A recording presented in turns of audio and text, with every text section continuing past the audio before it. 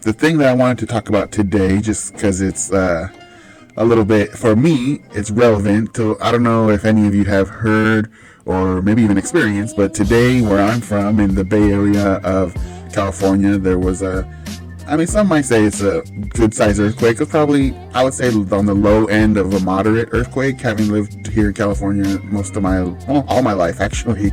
It was decent size. You definitely felt it. Some things definitely rattled and a couple things fell, but nothing too major. So we did have an earthquake here today. And so for tonight's little discussion, if we end up having one here, I just wanted to kind of cornily, cheesily, possibly cringily, if that's even a word, use that theme to ask the question, what do we need to shake up in social work? We'll play on words there or double entendre or whatever that is, but the question really is, in the field of social work, and we could extend it out to, first of all, child welfare, medical social work, school social work, what other areas? I'm drawing a blank right now. Adult and aging, all the different areas. But we can also extend it out even into therapy, counseling, and all the different related fields. What needs to be? What do we need to shake up? What needs to change? We know that social work is an ever-evolving field.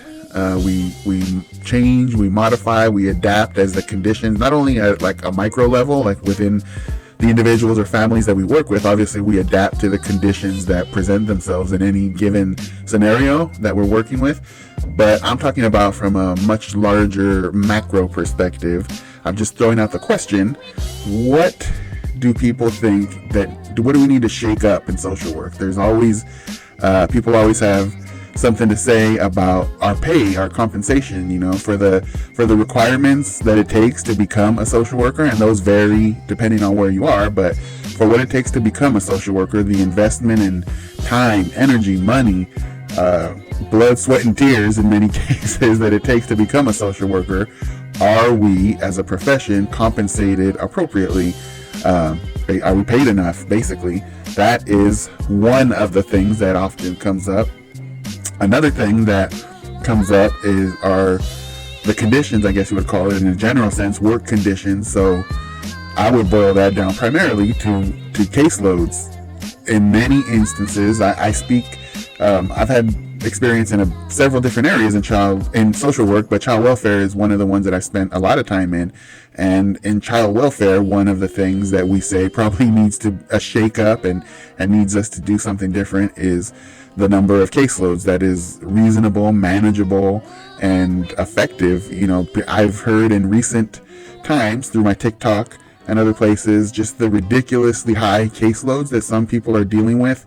Thank you, Lizbeth. What's up, Lizbeth? Thank you for sharing the live. If you're in here, the couple of you that are in here, I don't know exactly how to share a live, but if you can share it. And maybe we'll have some more participation in here to the question of, what's up, Mr. Lex 74? That's my number, by the way, 74. The question being, what do we need to shake up in social work? Possibly salary, like making sure that social workers get paid and compensated for the work that we do and the work that it takes to become a social worker. The workload, caseloads, basically. What up, Heavy G? So caseloads is something that needs to be shaken up and re-looked at and figured out. And then let me try to think, what other things do we need to shake up on? There's a bit of a, I don't know if this would fall under the category of shake up, but there is kind of an ongoing little, I don't know if you would call it controversy, but an ongoing discussion in social work about licensure and whether or not, I'm pretty positive everyone is not aware of this because I come across it all the time, but not everywhere, not every jurisdiction or state requires doesn't have the same requirements. So for instance, in California, where I am, we don't have the same requirements as a lot of places with regards to licensure. So depending on where you work, a bachelor's degree, more likely than not a master's degree, MSW, is sufficient to become a social worker. In child welfare, adult protective service, like any of the typical areas.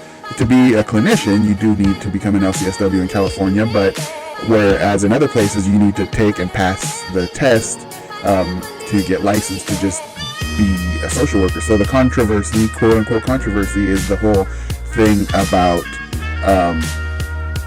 title protection and making sure that the title of social worker is something that's actually valued and reflects the actual position, the actual profession itself. So that's another thing potentially that we could talk about that's maybe needs a shake-up in social work. I see a couple people here. Accessible self-care. I think I know what you mean there, Maggie, but if you could you expand on that? Accessible self-care. I don't want to speculate. It's not really a term that I use or have used where I'm from too much. I can kind of speculate or extrapolate what I think that means, but I'd like to see if you can give a little more, or anyone that's in the chat at this point. We got a few more people in here now, so if other people are familiar with accessible self-care, just clarify that for me, because I don't want to guess and then be totally off base on it. But so we've had a few more people that have joined us now to take part in this conversation. I wish that because I'm streaming right now from my computer. This is kind of like some new thing that TikTok, I don't know if everybody has it, but they gave it to me, so I'm kind of playing with it. I'm not streaming from my phone directly. And so I know on the phone you could like have another guest, like you can invite a guest and stream together with the guest. Here, it's not possible on the computer at this time, but I wish we could so we can have more of a discussion right now. I'm just going to read the comments though. So I see self-care motives like wild in social work. However, there's limited opportunities to practice. Oh, so thank you, Maggie449. So the question being, and for those that have just joined us more recently, that today where I live, there was an earthquake. And so I'm just using that as a theme to ask the question, what do we need to shake up in social work? And so that Maggie is putting out there the idea that what we need, the thing that we need to shake up is, I guess the thing that needs to be shaken up is the inaccessibility or lack of, resources for social workers to practice self-care. And I think, obviously some of that is dependent upon where you live and what resources are available and stuff like that. But there are parts of that that could be determined by an agency or an organization where you work. Like, number one, where for instance, I don't know if everybody has access to EAP. I'm totally drawing a blank again on that, on what it stands for. It was basically like some level of the ability to talk to someone, to talk to a therapist about issues that might be going on in or out of the workplace. But it is one level of self-care that some agencies do provide. And so that's one level and one example of accessible self-care that an organization could provide. Another thing is, like we've talked about this before in the agency where I work, that and I work in a child welfare organization, so when unfortunately it happens, when there is a death on a case or some highly traumatic event, what we have found oftentimes is that there's a very brief period that case carrying worker, or really anybody that has touched that case, they're given, maybe, a lunchtime kind of event, or not event, that's the wrong word, but something to kind of help them process what has gone on their case with this death or traumatic thing, whatever it may be. But then the next day or within a few days, they get a new case and it's kind of like it's just forgotten. And that person clearly, through a lunchtime thing that maybe was put on, maybe a remembrance or something like that, that was not enough for them to go through what they went through on their case. And so what the organization continues to talk about is things like putting a hold on assigning new cases on people that have been impacted by a death on a case or a traumatic case, putting like a moratorium on the amount of time that they could have any new projects or anything like that assigned to them, things like that are directly related to the work, and they provide an opportunity for the social worker to practice some self-care. Let's see what Meg has to say here. Self-care is promoted like one. We have high caseloads. We often can't leave for vacation or feel overwhelmed to even take a break. Yes. So let me see. What would I say about that? So definitely, it's in social work. It's almost like like you're damned if you do, damned if you don't. Sometimes you want to take a vacation, like you're so burned out, you're so overwhelmed, you're so done with it, whatever it may be. You may be just at a low point, because it can be a bit of a roller coaster, and you could be at a low point of that roller coaster, and you just want to get away and take a break and spend some time with family or whatever it may be. Just get away. But in the back of your mind, you're like, I ain't trying to take 3 days off. Well, of course, I could come back and my work is just piled up even more, and that red light is flashing on my phone, and I know what's behind that red light. And I have 5 court reports due that now are just 5 days closer to being due because I took 5 days off or whatever. So that it's, and I think in organizations, it's kind of, there's no way out of that the only way for an individual that I know of, and leave it in the comments if you know a different way, but the only way at an individual level that I know that people can address that if they want to take a vacation is like bust their ass for 2 weeks and like work twice as hard and work overtime and come in early and no breaks and eat lunch at your desk every day, all that stuff to kind of get ahead so that you can take a few days off and then come back, and hopefully you're not swamped, completely buried by things that got built up when you were out.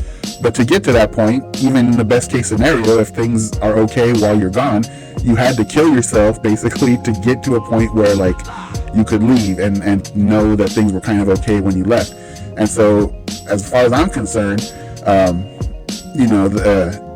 I think there's something to be said for organizations, for agencies to try to develop systems, and I know a lot of agencies have this, but more, I guess, consistently and maybe more effectively develop systems that allow for workers to take vacations. Totally off the top of my head, I don't know if it would be like, if somebody knows they're going to take a vacation in December, well, maybe the organization knows, okay, in October and November, let's back off their new assignments, or let's pull them out of this project or whatever. Like some organizational level decisions or policies or procedures that can help facilitate individual workers to be able to manage the time to, get a little break from the work.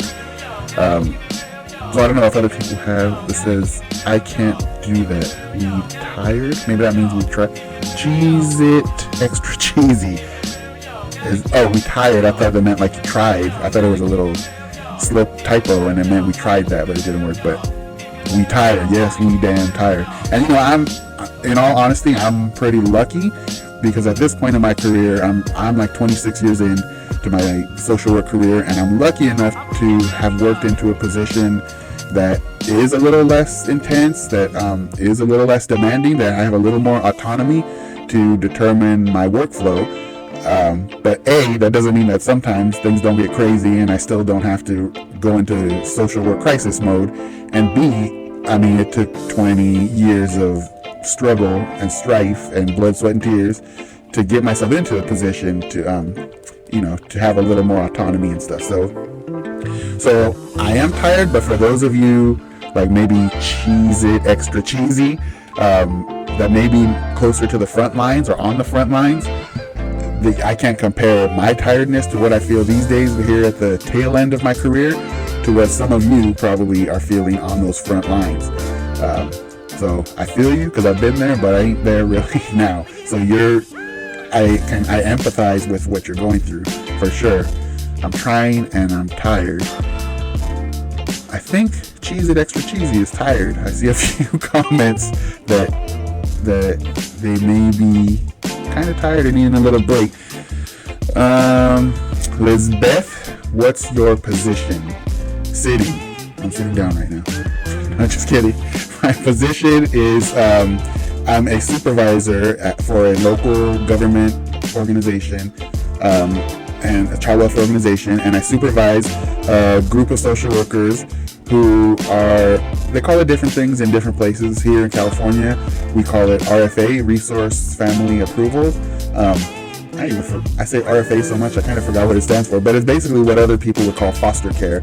And so the social workers that are on my team are the ones who are, when a family wants to become a foster parent, whether they're from the community and they're recruited to be foster parents maybe, or maybe they're family members of a child that's in the system. My team goes out, they do the biopsychosocial assessments, they do the home and ground inspections, they do the background checks, they write the reports, they do all that stuff, and I supervise those social workers to make sure that everything is done according to the state regulations, so that these foster parents, or RFA families as we call them, are legit and ready to become foster parents and potentially adoptive parents down the road. So that's kind of what I do. So that's why now I'm kind of like removed from direct service in one sense, and I don't always get all of the crisis or the urgent stuff. But sometimes my workers, my team members go out on calls or go out on home visits or things that come up on their caseloads, and they come back and they bring that energy with them from sometimes when things are kind of crazy. And so that's kind of my connection still to the craziness that can often exist secondhand. And I sometimes experience a little secondary trauma through some of the stuff, but like I said, it's nothing like what I know is the case when you're working on the front lines. Let me roll this back up and read these comments. I honestly feel like caring for myself means that. Oh shoot. I don't know what that is. It's hard definitely to try. I mean, I think you were on here the other night, Lizbeth, when we talked about what it takes to kind of care for yourself, and that part of that is developing a system. And social work, I think, and others who have been around for a while, are of the opinion that if you want to survive the work, you really do, once you're in it for a few years and you're past survival mode, you really do have to develop systems for your workflow. Some people, a simple to-do list is the bread and butter, and that's what they use for 30 years to make sure that they just manage things. Some people utilize maybe an Outlook calendar or, an old school paper calendar, whatever it takes to develop your system of keeping track of time and assignments. It's also important to have some way to, as objectively as possible, to prioritize the work. There's so much comes at you on any given day, a crisis voicemail and a court report and a last minute meeting and some event with coworkers, like all this stuff, and you need to prioritize it. And without a real system or kind of even like a documented written down system that you'll follow, you'll just blow with the wind. If somebody's having a birthday party in the break room, you might go over there, but then your court report's not going to get done, and then you're neglecting that phone call. It's just all float. And then the more you just are blowing in the wind and just doing wherever things take you, at the end of the day, you realize, shit, I didn't even get nothing done today. And that just builds on that feeling of desperation. So that's why I think it's important not only to have a system of managing your time, but also a system to manage how you prioritize your work and your workflow. And that's something that a supervisor, I think, should help with. Numbers growing. I'm tired. Oh, I heard RFA be chill. RFA can be chill, definitely. I tell the workers that come new to our system, or to RFA, I'm sorry, I tell them that, it's still social work and you're still going to have crises, you're still going to have urgent situations, but it's not, those urgent situations are not as intense as you might find in other places. In child welfare, places like investigations or continuing, what we call it, or ongoing, those situations are often, a youth maybe ran away from their placement, or, there was a suicide attempt, or, an angry parent, or like things are can get very intense. And in RFA, or at least where I am, those things can happen, kind of rarely, but it's usually, there's crises, there's urgency, but it's not the level of intensity that you find in other parts of the child welfare system. So that, yes, Lizbeth, your comment, ooh, I heard RFA be chill, it can be, for sure. But it's, it's obviously hard work at times and important work, because we need placements is an issue, especially for a lot of our older kids. Making sure that we have appropriate placements for them is a challenge, at least where I am. Mary, I forgot if it was Mary or Mari Mueller. I'll go with Mari for now. I know we've chatted before. What's your system? What's my system? I'm not sure. My system, child welfare? I don't know if you could clarify that question. I'm not sure what that is. All over it is placements, especially for teen. Yes, thank you, rural liberal. For some reason, that's hard for me to roll off my tongue. Rural liberal.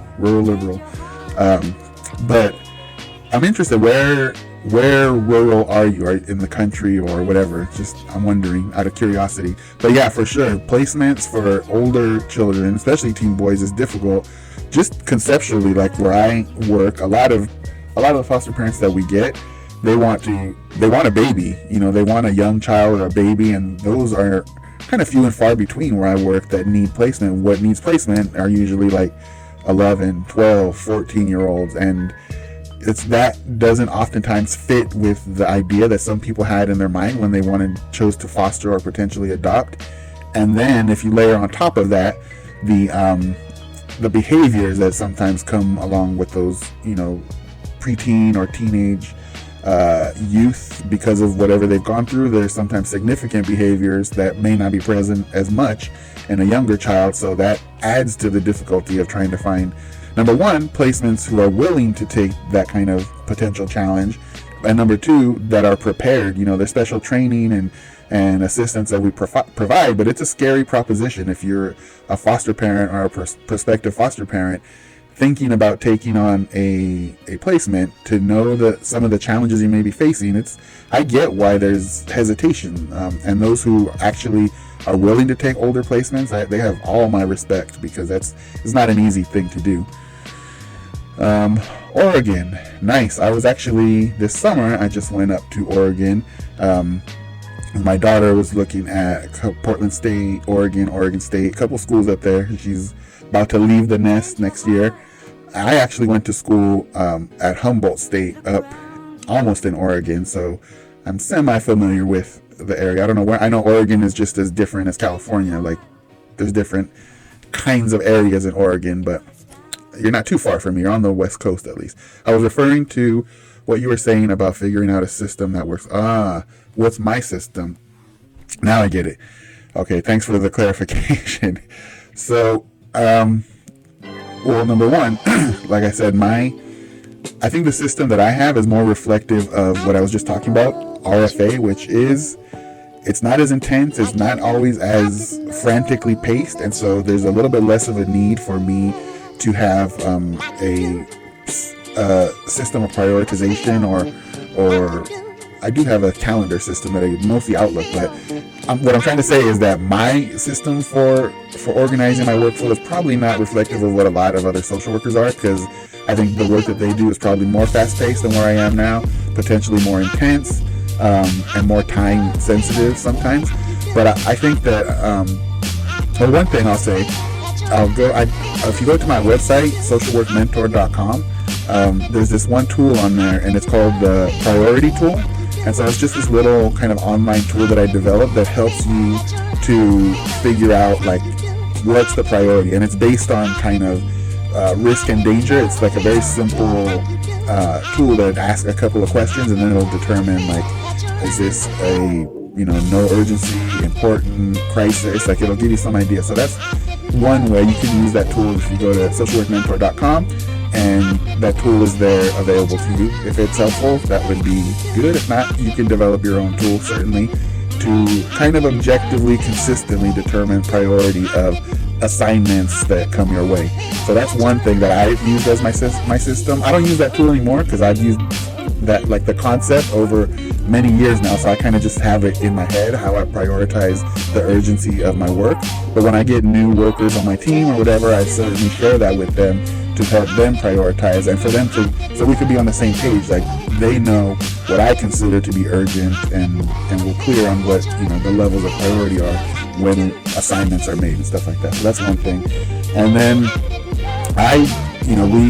Microsoft Outlook is the system that my agency uses primarily, and so I do utilize, like, reminders and the basic things on the calendar there, but I use those types of things to to kind of organize my time and make sure that I'm in the meetings I need to be in, or doing supervision with my team, or whatever it may be. So like I said, if I had to boil it down, it's a system of prioritization that you can get at socialworkmentor.com, but I kind of have it in my head already. I use that to prioritize my workflow, and then I use Outlook calendar to kind of handle the time element of things. I think on my website too, I think it's still up. There's a course that I have created, and I think the free version is still up there. I kind of explain like how to utilize that priority tool that I mentioned that's on the website and integrate it with Google Calendar, so that you kind of prioritize the work, and then it kind of talks about how to utilize Google Calendar to effectively manage the time element of all the work that you prioritize. So you can just go to socialworkmentor.com and check it out if you want. But anyway, that was a long ass answer to your question about what is my system. Let's see, the field for a while. Thank you. Let's see, also due to the demographics of our area, it's hard to find placements for LGBTQ plus youth. And I mean, where I'm from, it's not as much of an issue as it would be, I think, in maybe rural areas. But it's still an issue here, or it's a challenge. So I can imagine areas where the resources are thin, how much more that brings. I mean, if you have a 14-year-old gay, male, identifies as male with behaviors, like, if you have 4 or 5 different things and you're trying to find a placement in a rural area with very little resources, it's almost like an mission impossible. I know that, you do everything you can, rural liberal, or whoever is there doing that work. I mean, social workers go above and beyond and go the extra mile to try to make things happen, but sometimes it's like, how much bread can you squeeze from a turnip? Like, if there's nothing there for us to use, to lean on, to utilize as resources or whatever, what more can we do? And at the end of the day, this kid or these kids are the ones who are suffering. And so it's a systemic issue for sure, but it's even bigger, I don't know, it's like bigger even than social work. It's societal, like it's how we look at these issues. I don't want to go down that road. That's a deep conversation. I don't know if I'm ready for it tonight. I'm Eastern, so closer to, definitely more. That's what I was talking about, rural liberal. I know Eastern Oregon is similar in some ways to like Eastern California. It's California, like once you get to basically like kind of like Oregon, like the halfway point split down the middle, up and down. There are places that are super conservative and very different from the liberal places that are out on the coast. So I kind of get you, but yeah, what resources look like in those areas is very different than what resources look like in the more liberal areas. I guess maybe I could be totally wrong, but maybe like more church-based, religion-based, maybe small community efforts. I don't know, but it just seems like it. Plus, just a smaller population in most areas of the Eastern Oregon, Eastern California. I mean, that just lends itself to less resources. If you don't have that many people there, there's not that much resources. In the Bay Area or in LA or San Diego or some of the population centers, there's plenty of resources. I mean, relatively plenty. There's still not enough, but compared to rural areas, it's night and day. So, Ange 1994, Chicago here again, representing. It's only 10 o'clock there, so you're good. You're in the heart of the evening. It's not too late there. Let me see, I lost my place. What is RFA? Oh, I think somebody, Ceci. Oh, what's up, Ceci? I know Ceci IRL in real life. That's my Ceci Barter. Yep. So, yes, Ceci got it right. Resource family approval. That's basically here in California where I am. It's our version of, it's the same thing as foster, what everyone else probably calls foster families, foster homes, but we just have a different name for it that we use. If it's not on the calendar, it is to read. Oh, it isn't. That makes more sense. I'm glad I saw it. Yes, and it's not similar to the old saying, if it's not on the page, it's not on the stage. If it's, I totally agree, rural liberal, like if I go by my calendar. Again, not as much as I did in previous positions, just because I kind of I'm in a groove of what I know what I'm doing in this particular position. But what I would say is, I don't know if this is the case for other people, but as social workers, sometimes our involvement in community and advocacy and stuff like that doesn't only stop at 9 to 5 or in the office. Like, we do stuff outside, and so that's for me. I currently I sit like on a local school board. I'm a trustee on a school board. I've been involved in my daughter's schools and done other nonprofit boards and stuff like that. So when I have work commitments, family commitments, school board commitments, if it's not on my calendar, it's gonna get passed or forgotten or not done right. And so I 100% agree.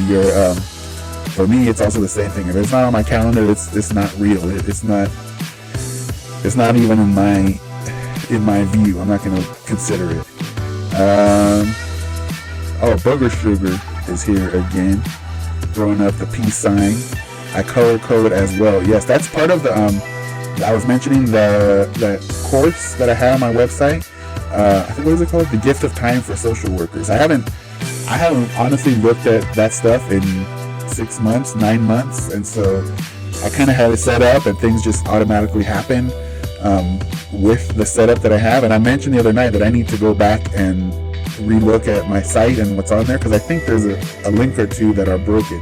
But what I was saying is that the course that I was mentioning, it includes, like, the system that is there it includes, or it involves, color coding too. So there's a couple options that the course talks about, like color coding based on urgency.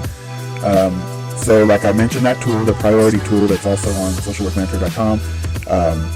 There's a color code on that tool. I wonder if I have, let me see if I can pop up a picture of it real quick. I don't know if I have one saved.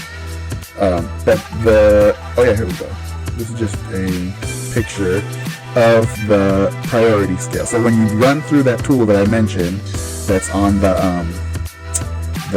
website, the Social Work Mentor, when you run through the little tool, it'll spit out, based on your responses, one of these areas here. So if it's a low priority, maybe a birthday lunch or something like that, it'll be blue.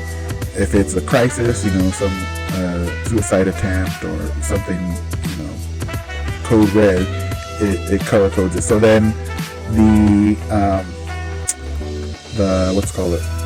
calendaring system that's on that website or on that training corresponds, in one option, it corresponds with those colors that are on that priority scale. So like when you put stuff on your calendar, things that are crisis level would be red, things that are like birthday parties and stuff would be blue, according to this picture. Things that are important but they're not quite urgent, but they can't really wait, they'll show up on your calendar as yellow. So that's one thing that's on there. And then that system also provides the training also shows the other option that color codes things based on like the type of activity that it is. Like, for instance, I don't remember all the colors, but like report writing maybe is like green, and meetings are orange, and whatever, case notes are yellow, whatever it might be. Like, it talks about how to also color code based on the type of activity. So once you start using that system and you take a glance at your calendar, you can see, oh damn, I have like 4 red items, I have 4 crisis things I gotta handle, or I have a couple of important things this week, there's a few yellows this week, so I know this and this are very important, I'm gonna have to put some attention to those. So I agree, color coding, for those of us who are more visual, is definitely a way that can help us to organize our work and figure things out. Let me see if I missed any comments on here. No. So we talked about, back to the question that I had up here, and I know Ceci knows, I believe Ceci's still around these parts, so I think she knows about our little earthquake today. But some of you that are in Chicago, Oregon, you might have had some recently, I don't quite remember, but we do get earthquakes here in California, and today we had, where I'm from, the area I'm from in the Bay Area, there was an earthquake that I would call moderate, probably on the low end of moderate. It wasn't, you felt it, you got a little sea legs, a little queasy if you're standing up, maybe. Just, it's an odd, if you haven't experienced an earthquake, it can be an odd feeling, like in your stomach. You feel like you're on a boat and you're like almost like getting seasick for a second. It's just disorienting because the ground is moving, and then there's like a low rumble. That was the first thing I noticed today. I was standing at the sink at my house and I heard like the rumble, and I thought it was a big truck or something coming down the street, but the truck never came. And then that's when I started feeling like the shaking and the things in the cabinet shaking, and a couple things fell. So if you're not from the Bay Area or LA or up and down the coast, I guess, here in the United States, then it's hard to explain the feeling. But why was I saying that? I was talking about the earth. Oh, so we had that earthquake today. It was moderate, I would say, nothing too crazy. I've been in some. The one here today was, it's right there, 5.1 in the Bay Area.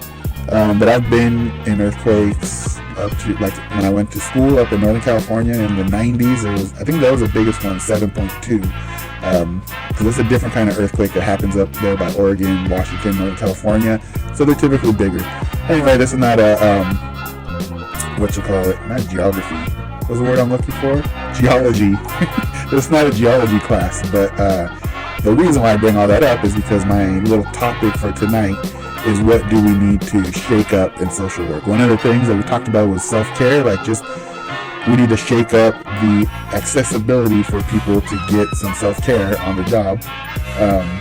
And then we got into shaking up, I guess, just caseloads and the manageability of the work. And so that's why we started talking about systems, like how do you manage the work? How do you, I guess on an individual level, how do you shake up your process, your workflow in such a way that it improves your ability to just manage and maintain the work that you have to do?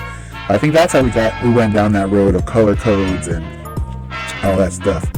Yes, Booger Sugar 329. We need to shake up the pay. I think I started, I don't know if anybody was on this live at that time, but I started I want to get to that in a second, Ange, but we need to shake up the pay is what I started with when I don't know if there were people in here yet. But what I think about it, and tell me what you think, is that, first of all, there's a huge variance in what people are paid in social work. And it also, someone mentioned this, I think, in the comments up before in a different part of the conversation about how you define, they were saying how you define self-care, I think, but also like, how do you define social work? Like, some people would define social work as, kind of just general assistance and advocacy. And so maybe someone that works like, passing out meals at a homeless shelter or things like that, some people, I've heard people call that's social work. Conceptually, you're doing social work.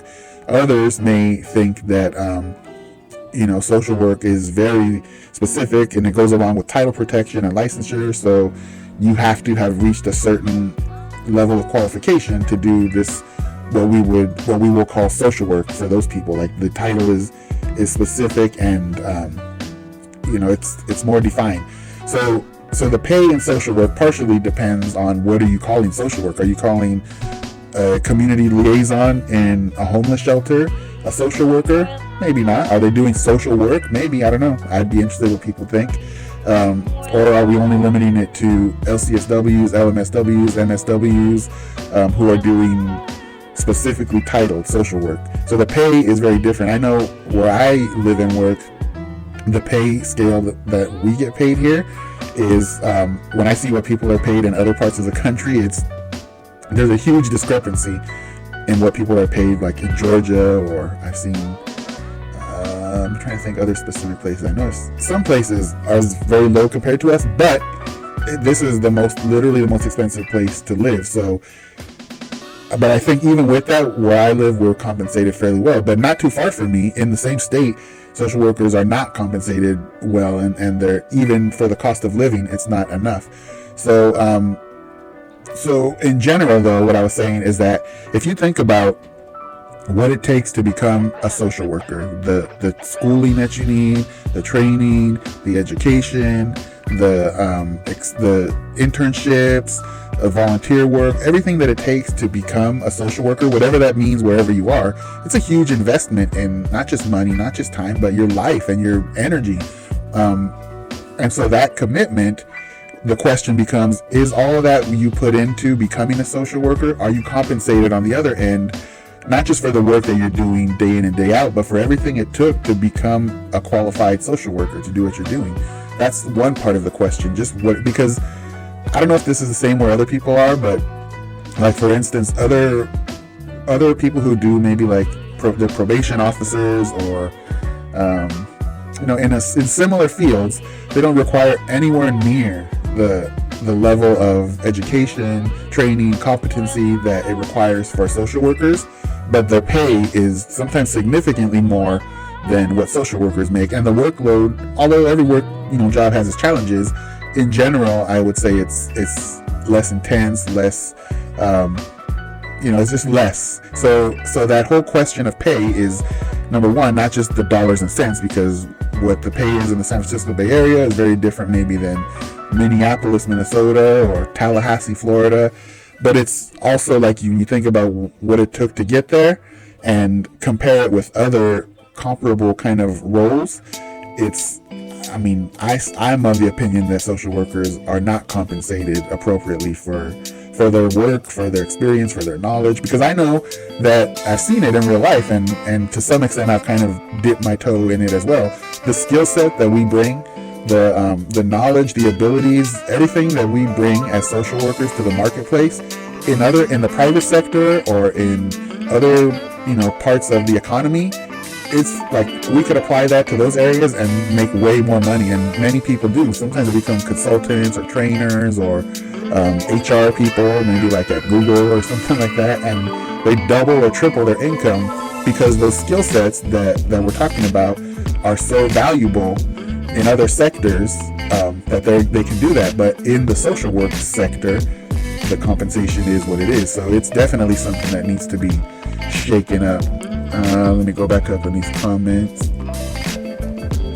What was the one that we also need to shake up? The definition of self-care.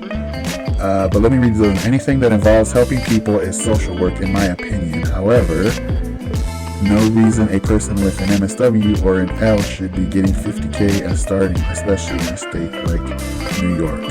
So I agree, my opinion, and it could be my bias, because here in California, we have people who we say are doing social work, and sometimes in certain scenarios we call them social workers, and they might have like a bachelor's degree in psychology or early childhood development, and there are some instances in California where they're at the lowest level, they're able to call themselves social workers and be social workers. Even for the agency that I work, you don't have to have an MSW or even a BSW to get into an entry-level social work position, and it's more like a support role to higher level social workers with BSWs and MSWs, but you can still get in without that. And I've seen plenty of people, I talked about this the other night, I've seen plenty of people that have a degree or training or something in other areas that are excellent social workers. They do all the things that we find in the Code of Ethics. They do that and then some, even with a different background. So I would agree that if you're helping people, if your work is fulfilling those things that are defined in the Code of Ethics, I would call that social work, and in many cases I would call you a social worker. I talk about some workers that I've worked with that their title has been like a community support liaison or just community worker or whatever, but they in those cases, in my experience, they've utilized like their lived experience and training that they received, and their ability to connect and provide services to clients is sometimes way surpasses people with MSWs or LCSWs, because they just bring a different perspective, a different connection, and sometimes a different motivation for the work, and they're able to provide what I would call social work in a much more effective way than people who are more quote unquote qualified. So that's the first part. The second part of your statement about that Booger Sugar, that no reason a person with an MSW or an LMSW or LCSW should be getting $50K as starting, especially in a state like New York. I don't know all the cost of living in certain places, But 50K, I mean 50K in some places, I'm totally guessing here, but like Appalachia maybe, or even some rural parts of California, 50K is, it ain't, you're not gonna, you ain't gonna be buying a Tesla, but you're gonna be doing okay. But it's really any places where there's, you know, a fairly high level or cost of living, not high, but just a little bit more than normal, 50K is not going to cut it. And then I get back to what I was saying, like what it took for you to get into that position. You might have student loans or whatever it may be. Just what it took for you to get there is not, I don't think, commensurate, am I using that word right, with that kind of pay, 50K. And then if it's in New York, my assumption based on podcasts, I guess, that I listen to is that's not sufficient in New York. I know there's rural parts of New York too, but I don't think that, oh man, I don't think that 50,000 thing, I have like a pinhead right now with this, it cuts off part of my head. Anyway, I'm gonna go put my hat back on. But yeah, I agree with you on both of those things, Booger Sugar. Let me go back up. I kind of skipped a little. Shake up the definition of self-care. I think we got. Oh no, we didn't touch it. No, we didn't talk about that yet. I don't think. We need to shake up the definition of self-care. Let me see if Ange added anything else to that. No. Oh man, I'm way behind on comments. I better hurry up. Quit blabbing my mouth and read these comments. What, Ange or anybody, what would, in your opinion, in your estimation, what do you think is the definition of self-care now, and what ideally would it be, or what at least would be a first step to take towards changing that definition of self-care? Earlier, if you were here, we talked about like steps that individuals could take to manage their self-care, manage their time, all that stuff, and we talked about organizationally how organizations can change policies and procedures, and just the culture within organizations sometimes to shake up self-care. But I'm curious what else you might have to say about that. Snail funeral. I like, and I'll tell a quick story that's it just reminds me of this snail funeral. My great-grandmother, I was lucky enough to know my great-grandmother when I was younger, and my great-grandmother, maternal great-grandmother, was the part of my family who came to the United States from Mexico. So she was an immigrant. They came when the railroads came, and my great-grandfather worked in the railroads and all that. But my great-grandma, she had her garden, and she had like her little herbs and just flowers and whatever. And I don't know if this is good, bad, funny, or not so good. Now looking back, it kind of sucks, but it's kind of funny too, I think. She was like a little frail little lady, but she would go like hunting in her garden, and when there was a snail, she would just squeeze them, crush them with her fingers, and she said, oh, they eat my herbs and whatever. But she took like oddly, she took pleasure. She seemed to take pleasure in smashing snails. So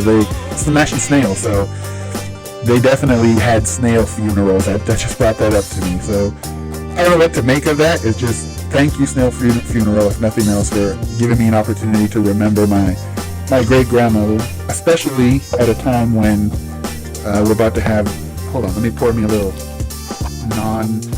non-alcoholic Tuesday night beverage, because my mouth is getting kind of dry and I need something to drink. A little Crystal Light water, because I'm getting thirsty. But we're about to have Dia de los Muertos over here, and so if you don't know about it, you should watch Coco, I guess. But yeah, that's a good opportunity to remember my great-grandmother's snail funeral. Okay, that went down good. I just got my first job in the field, and I barely make more than I did at Starbucks. That pisses me off, in all honesty. Like, I mean, not to disparage or not to make a statement on people at Starbucks, but back again to that whole point of what it takes to become a social worker. My assumption that I'm almost 100% sure is correct is much more than what it takes to become a barista. So how is it fair that, basically my 17-year-old daughter can go become a barista and make X amount of money at Starbucks, and someone who did all this effort to get a BSW, an MSW, and LCSW, like, they're gonna make barely a little bit more than that? It's just, it doesn't add up. And it goes back to my point of, it's bigger than the individual, it's bigger than the profession, it's a societal thing. It's that question about how much do we value social workers, teachers, nurses, childcare workers, how much do we value them and the freaking critical work that's done versus, influencers or pick your whatever other profession. It just pisses me off to know that. I'm sorry that Snail Funeral, that's the case for you now, but I would say if you stick with it at the upper end of social work, like I said, you may not be driving a Tesla, although in the Bay Area social workers have Teslas sometimes, but you and sometimes it's because they're married to an engineer or something out at Google, but you can make a decent living down the road either in social work. You can become a consultant, you can have private practice, there's a lot of different directions you can go that are more fruitful. In the beginning it's kind of rough though sometimes.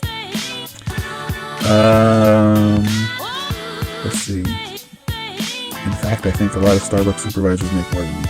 More pissed offedness for me.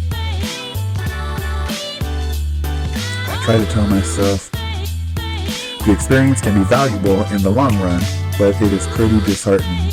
Yeah, I agree. It was 1,000 years ago, but when I first started in social work in 1996, my first job was 30 hours a week, 20 hours a week, and it was $9 per hour. It was like a contract position. I don't, maybe that's a good pay for some people where they live, but I don't really think it is, but I took it because I wanted to get my foot in the door. And soon after that, I was at 18 and then 20 and then, moving up from there. But I did have to kind of suck it up in a sucky pay. But luckily I was in a position I didn't have a lot of, responsibilities at that time, so I could handle it. But it is disheartening when you work hard to get to something and then it's almost like, why did I even do all that work? I should have just been a supervisor at Starbucks, But then that also comes to the whole idea of the satisfaction that we feel in our job sometimes. And I don't like to use that sometimes because sometimes people use that as an excuse to not pay us. Like, oh, well, you were compensated because you're helping people. Oh, we don't need to pay you a lot because you just feel so good when you help people. That's true. That's part of why a lot of us do this. And it's big, but there can be two things at once. Like, we want to help people and feel good about doing that, but I want to help my family too. I want to help myself, and I need to get paid to do that. So it doesn't have to be either or. Raquel Rocha LCSW. Oh, I recognize you, Raquel, from some TikTok likes. Thank you for liking some things. When I started in 2013, I made about 30K in Chicago. I make 6 figures now. Nice. Yeah, I think Chicago, an urban area, and I think from what LCSW, I think I recall, well, maybe I'm just guessing, I think it's someone else. Do you have a private practice, or what do you do? Maybe I'll answer that in these comments. Being a caseworker got me to where I'm at now. Exactly, that's kind of what I was saying. Like, in some respects, you kind of have to put in the work. It sucks to say that, I guess, but I guess that's not too different than any profession. Like at Starbucks, I don't think you can necessarily, maybe you could come in as a manager, but you could work your way up. Maybe that's a bad analogy, but in social work, like, you have to kind of sometimes start at a certain level, at an entry level, and it can be pretty quick. Some people move up fairly quickly if you're good at what you do, if you have the motivation, if you make the right connections and relationships, which is huge. Knowing the right person is sometimes better than knowing the right information, depending on where you work. But yeah, I agree with Raquel. Being a caseworker, in my case too, got me to where I am now. The more experience, the further you get. Yes, the more experience, and I would say the more relationships. I don't think that's different than the private sector or other areas where if they say it's not what you know, it's who you know. In social work, you definitely have to have the what you know. You can't get by for very long without the what you know, but the who you know is key. So be careful. I would say if I had advice for younger workers or newer workers, the bridges that you burn, like in moments of frustration, moments of overwhelm or whatever, like to the extent possible, be careful how you treat those around you, because you never know when those are going to be key pieces somewhere down the road in your career. First year MSW student here from San Jose. Hell yeah, that's my area, and that's where I got my MSW from, San Jose State. So that's, yeah, Bay Area. Did you feel it? Oh, I'm pretty sure. I assume you felt the earthquake today if you're here in San Jose. But I was telling people it wasn't that crazy. What's a good salary for Bay Area for newly graduated ma? I'm assuming that's MSW. I don't know how much a ma makes these days, or a pa for that matter, but it depends for MSW. There's a big difference, I think, in like if you go to a nonprofit or something like that versus like a government agency. I know in the agency where I work, the government agency, how much do they start? I haven't looked at let me take a quick look.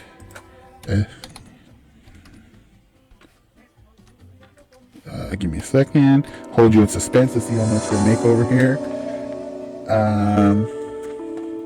Private practice. Okay, so yeah, if you get into private practice, not only do you have the opportunity to define what you make, how much you make, and those kinds of things, but also you're in control of your job, your workflow. Obviously, there's responsibilities and billing and the business aspect, keeping records, getting new clients, all that stuff that Raquel could tell you more about than me, because I don't have private practice. But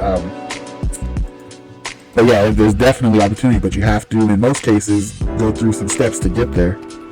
Okay, let's see how much they make in this area. Social worker. So for this government agency, oh wait, I clicked on the wrong thing, my bad.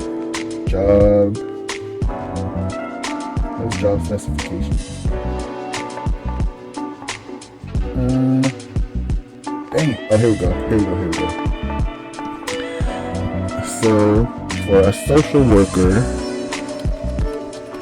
in this particular Bay Area government agency, so social worker 1 is what I was talking about. In some areas here is like an entry level social worker. Oftentimes it's a support social worker. And so one of the places where I work, they start at 76 and a half per year up to 92 and a half annually.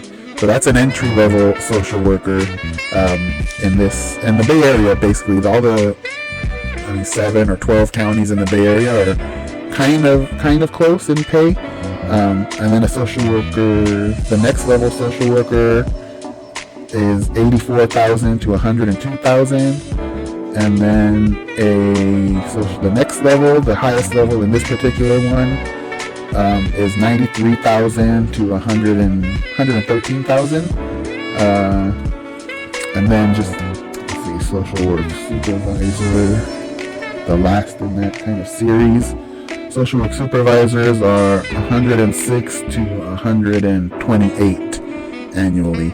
So that was Falafel 99. I think I'm saying that right. Falafel 99.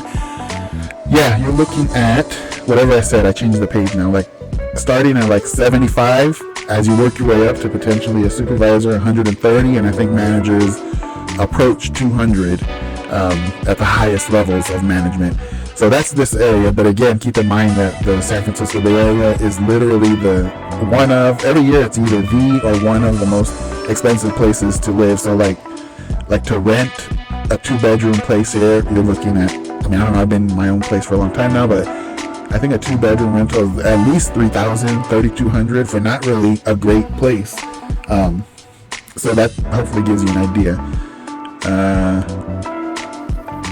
So for MSW, starting out, figure between 75 to 85 maybe. If you go to a nonprofit, I think maybe knock off, 10 to 30% off of that. I think their pay typically is a little bit lower. Would having a social work union help us at all? I've been thinking about this a lot. I would say 1,000%, because where I work, in some of the places here in the Bay Area, there's a strong union presence, and that has been key to pay, to raises, to caseload standards to the extent possible.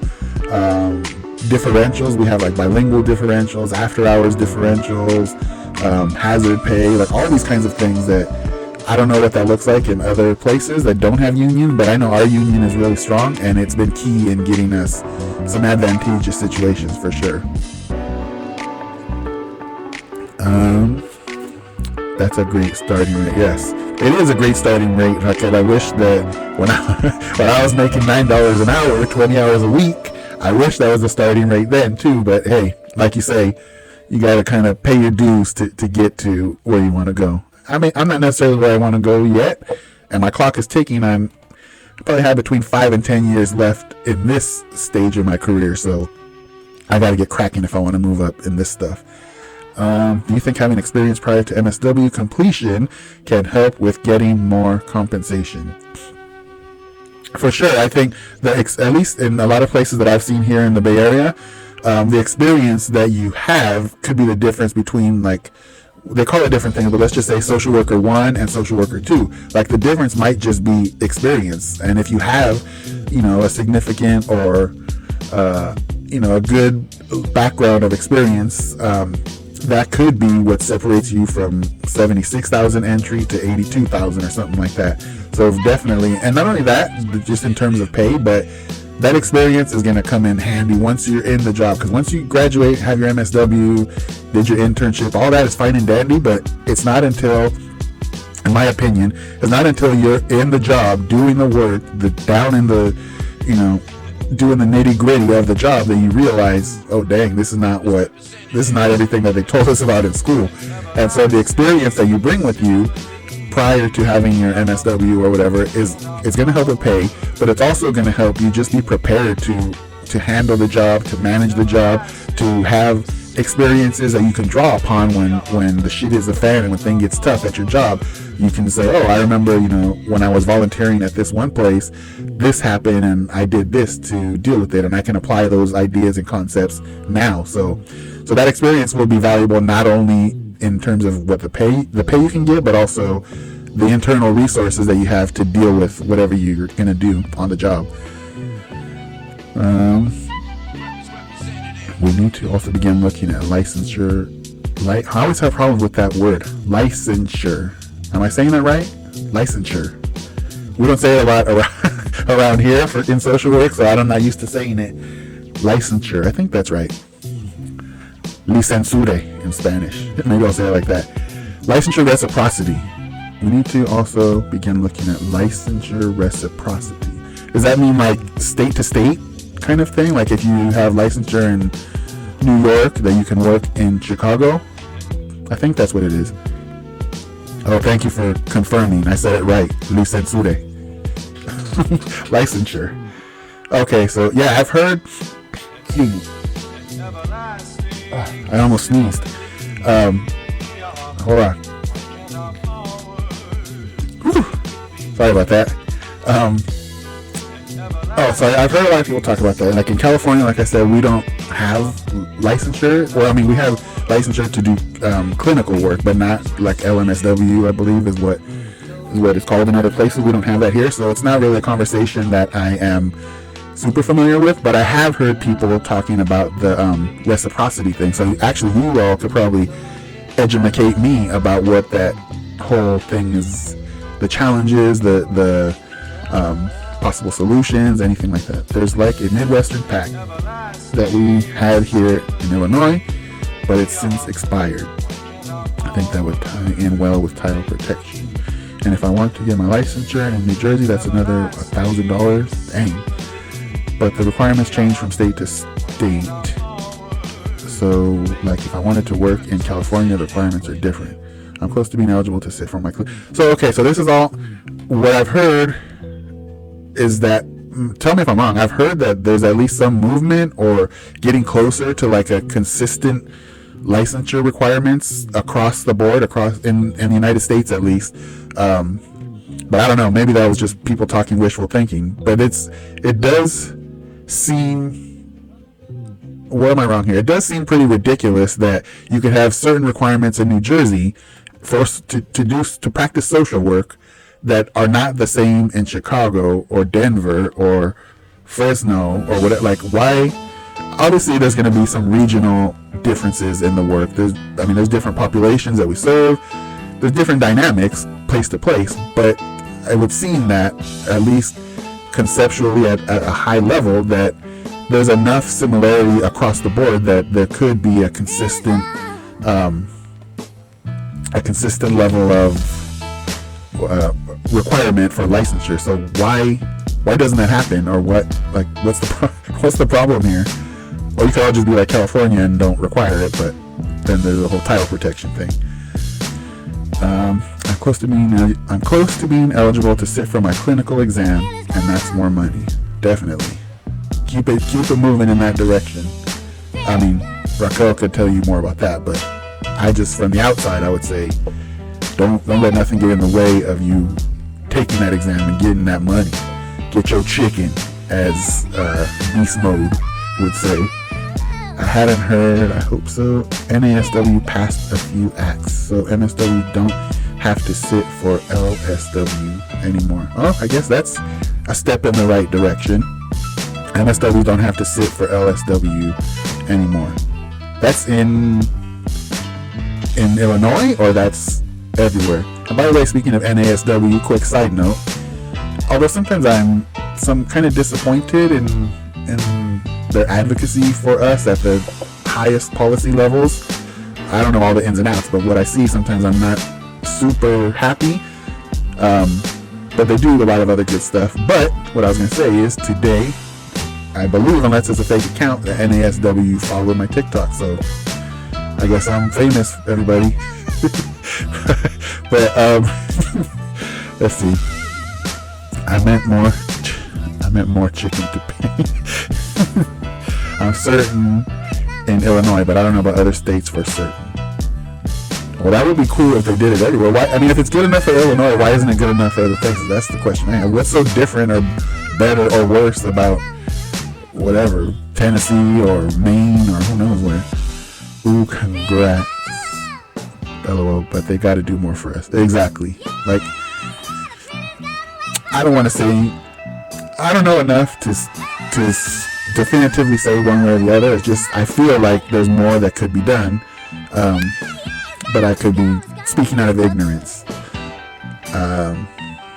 Advocate for it. Well, the interesting thing when I looked at it, that's why I don't know, like, I don't know if this is a legit account or not, because if you look at least the one that followed me, it only has like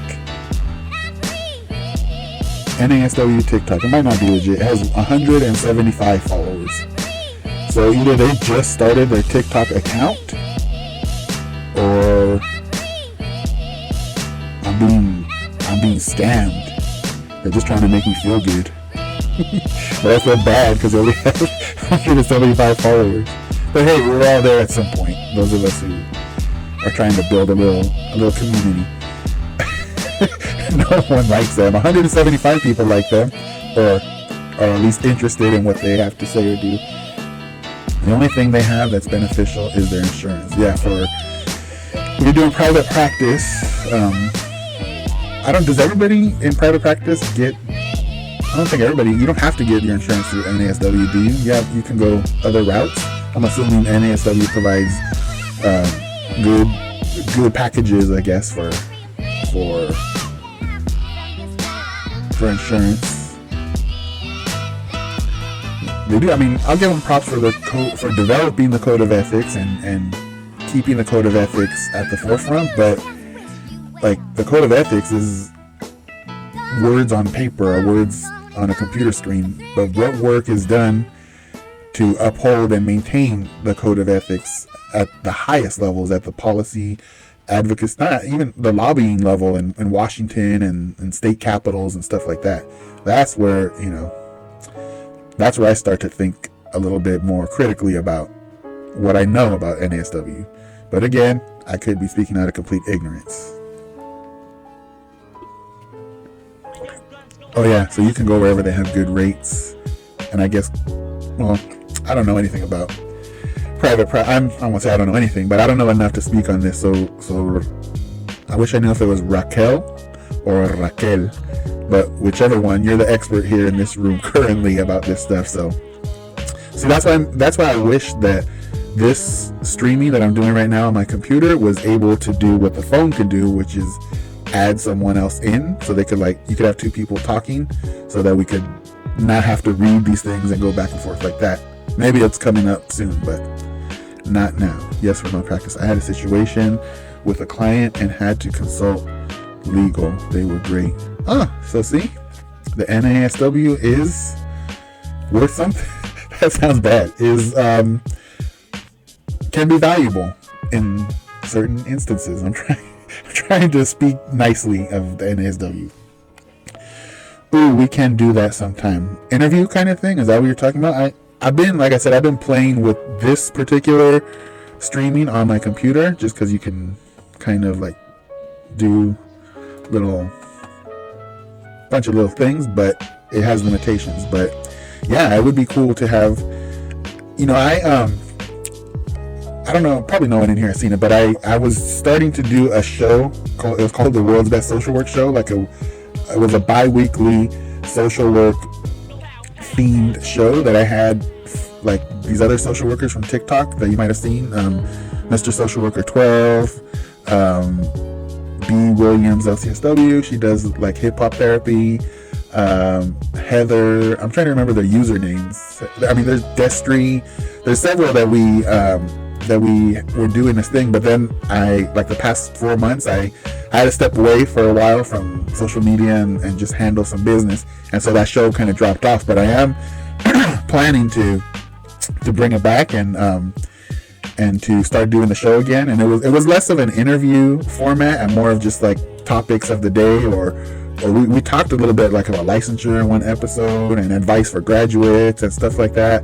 So what I'm getting to is that this whole topic of like reciprocity and insurance and NASW, all this other talking about in here is all good stuff to do an interview. So I'll remember your name and I see you, I think, fairly regularly enough in my little likes thing on my TikTok. So maybe we can cover different areas of career exploration, of career expose, expedition, no, but whatever the EXP, expertise. Okay, I'm very ignorant and it's late and I had an earthquake today, so you'll have to forgive me. But yeah, for sure. I just recently so this is actually another hot topic that I don't think I'll get into it tonight, but I'll just introduce it or say it. So there's a hot topic that comes up sometimes between coaching and therapy, and I'm sure Raquel, I feel I'm gonna pick one. I'm gonna go with Raquel. And if you go by Raquel more, my apologies. But I was gonna say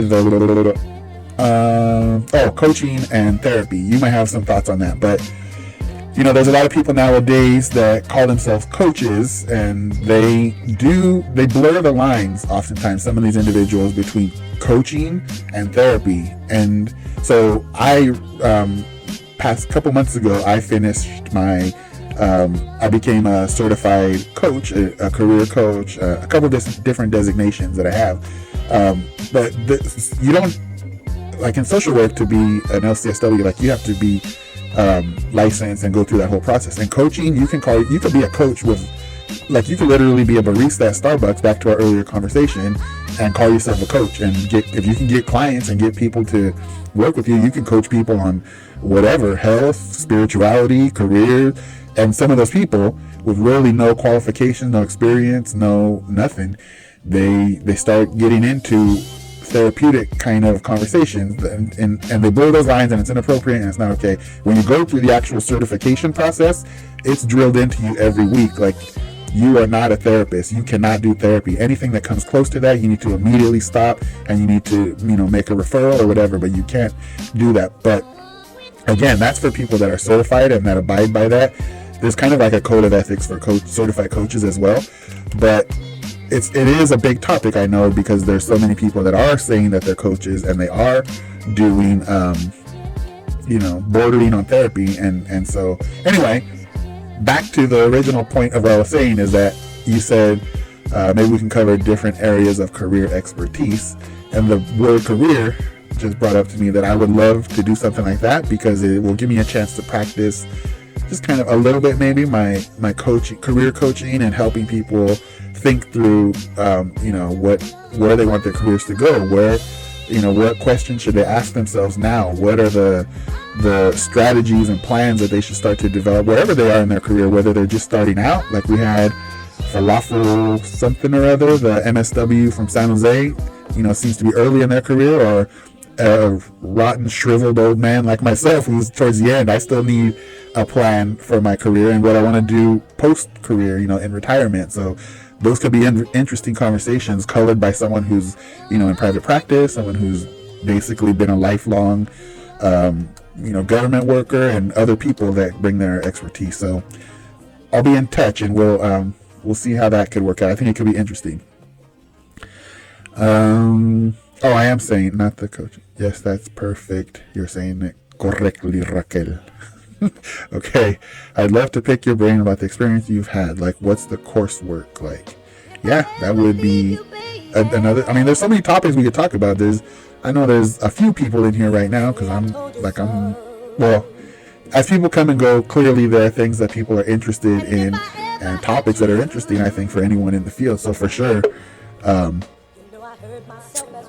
think there's fodder for some good content that's valuable and useful to people in social work. I'm getting my BSW in March. November, December, January, February, March. 5 months? You're only 5 months away from a BSW. So what's the plan? Speaking of career stuff, let's do a quick. I'm probably going to cut it off here in a little bit just because I've been flapping my lips for like an hour and a half now. But and I forgot how to say if it's Mari or Mary. Mari, what's the plan post BSW? Do you have any specific thoughts about what you want to do in the short term or the long term? I know I tell this story sometimes, just how things all worked out fine for me here as I approach 30 years in social work, but I'm also so stupid. I'm still not the brightest bulb in the box sometimes, but like when first of all, I went to school up in Northern California. I mentioned to someone earlier, I don't know if they're still here, liberal, because I was a wildlife major. I always liked outdoors and animals and stuff like that. So I went to the school because it was like a good wildlife program. And then I got there. There was a whole bunch of math. It wasn't what I had in my head or what I thought it was going to be was not that. So I changed my major. At the time I was taking sociology, criminal justice psychology, and I liked sociology and I was good at it. So I became a sociology major, got a degree in sociology and criminal justice. And then this is how stupid I was, how ridiculous. I finished my, degree. I walked the stage, got my diploma, or the little fake diploma, and the next day, Sunday, I was sitting on the porch with my homies from up there having a few beers, and they're like, "Hey, so what are you gonna do now?" It was hard to believe, but I was like, I don't know. I had zero plan. I played sports in college, and so I was into my sports and whatever I needed to do to graduate, but I had zero plan. And so I left and I came back to the Bay Area where I'm from. And luckily at the time, I had a friend who was like, "So what are you doing now?" And I was like, "I don't know, I'm just going to look for a job somewhere." And he's like, "Oh, my sister works for this place that I think does what you want to do. Why don't you talk to her?" And so that's when I talked to her and I got an interview and I got that $9 an hour job. And I always say that social work found me. I didn't have a plan for social work. But Mari, I know you're not as dumb as me. And I mean that in the most flattering way because it didn't sound good when I said it. But you must have some kind of plan, I'm assuming, or at least more than sitting on a porch the day after graduation drinking beers with zero plan. If you don't have more plan than that, then I think we should talk. But do you have an idea, again, what you want to do? And just I don't know who else is in here besides Raquel. I don't know if Booger Sugar is still here, but anyone else, did you have did you plan your career where it is right now? Is it how you planned it, or has it taken its own course, or did it just fall into your lap and it was like, I'm definitely getting my MSW. Okay. Do you plan on getting your MSW right away? I know that, I don't like to talk too much about myself, but I guess I do because I'm doing it. because I was doing sports and just no plan. In college, I didn't really do like volunteer work or internships or anything from my undergrad. And so when I graduated and I got that little $9 an hour job, I was like, I'm going to do this job for a few years, and then I'll go back and get my MSW. Just a couple years to get some experience. And then a couple years turned into a couple more years, and then, life happened, and I graduated undergrad in 96, and I don't think I started my MSW until 2009. So many, many years passed. So there's something to be said, I think, because when I was in grad school, like, it was very easy for me, because everything that we talked about in grad school, it was like, I've been doing that work for 15 years. You're just giving me the names for what I'm doing and the people who developed that theory or whatever, but I know all this already. So there's something to be said for that experience, but also, like, I cost myself professionally in terms of, like, my ability to rise within an organization, or the pay that I might be able to get, by not getting my MSW soon after my bachelor's degree, my undergrad. So if it's in the cards for you, and if it's what you want, I would say that getting your MSW, first of all, is a good choice, but then doing it sooner than later would be my recommendation, just so you don't fall into the situation that I did. Mine was surprise. Oh, Booger Sugar's still here. Nice. I was doing mine was surprise. I was doing my field placement and was hired after, and now I'm into immigrant children social work. So the surprise was you were just doing the field placement, and that ended up being, it sounds like, what you are currently doing now. So the surprise was that you didn't plan it, but it was like, surprise, here's something that you're doing a field placement in and you like and you can do professionally. So I'm trying to piece it together, but I think that might be right. Raquel, I got my undergrad in psych, and I was so nervous to graduate because it was 2008 and the economy was bad. So then I thought I might go to law school, but then I realized I didn't want to take the LSAT. So then I looked at licenses in Illinois and saw social work and looked at programs, and it felt right. And that's kind of, I think for a lot of people, that sentiment, it felt right. It's almost like for a lot of people that I've known over the years, it's like, it's a profession that feels right. Even to Booger Sugar, like, she got, actually I'm assuming, I think I do know it's she, I forget. I'm blaming it again on being old and going through an earthquake today.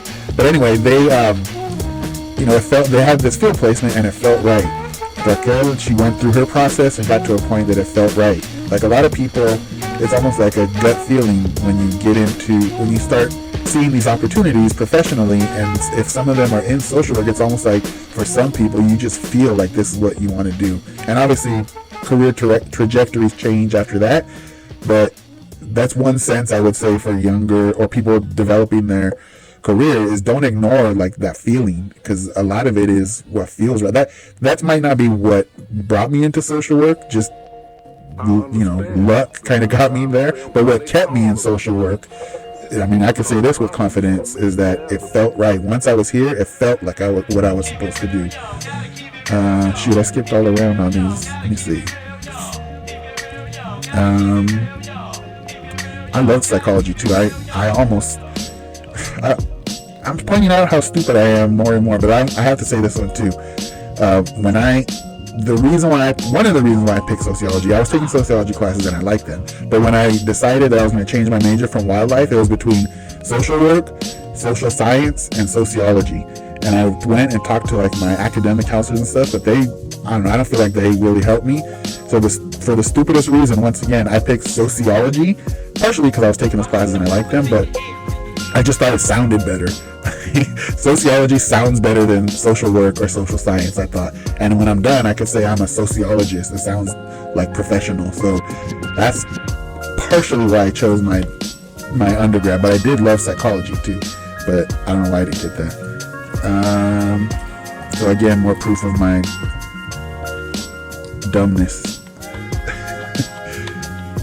Let's see.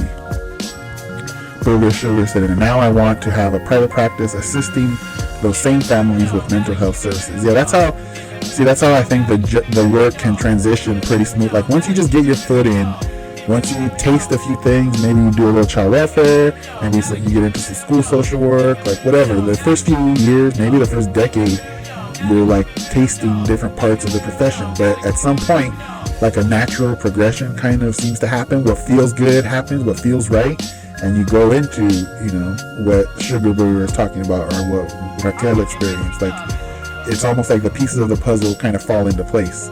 But at the same time, like I hesitate to say that that's what it's all about, because I also want to advocate for people to be proactive about their careers and not only depend on what feels right and kind of what naturally happens through the course of doing your work, but be purposeful, be intentional about how you strategize and plan your career. I think that's important too.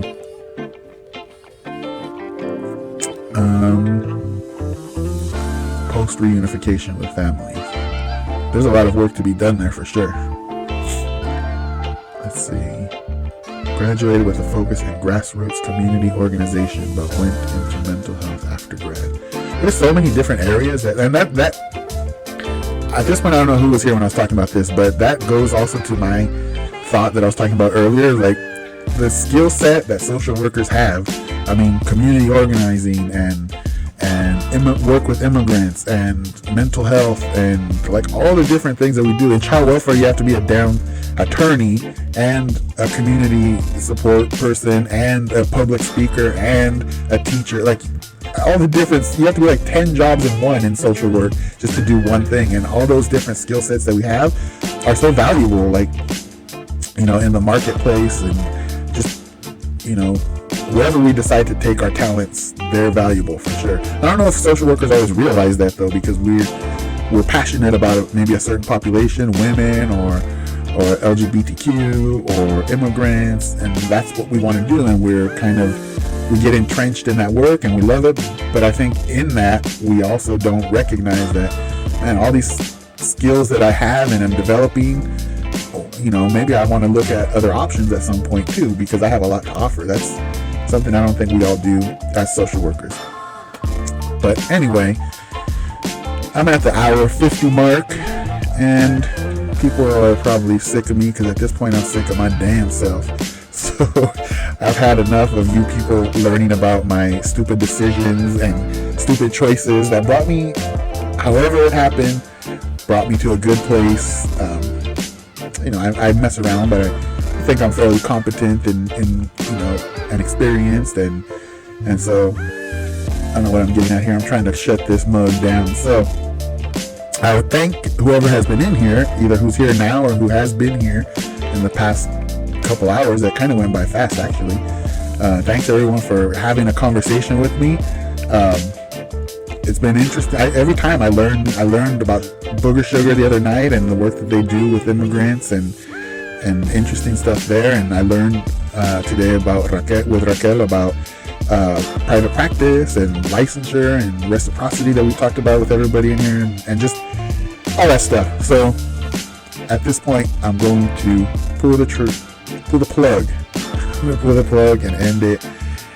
And hopefully I'll be in touch, or I'll see people or whatever at some point. Nina, there we go. Thank you for that. Thank you, Raquel and Nina, for those words.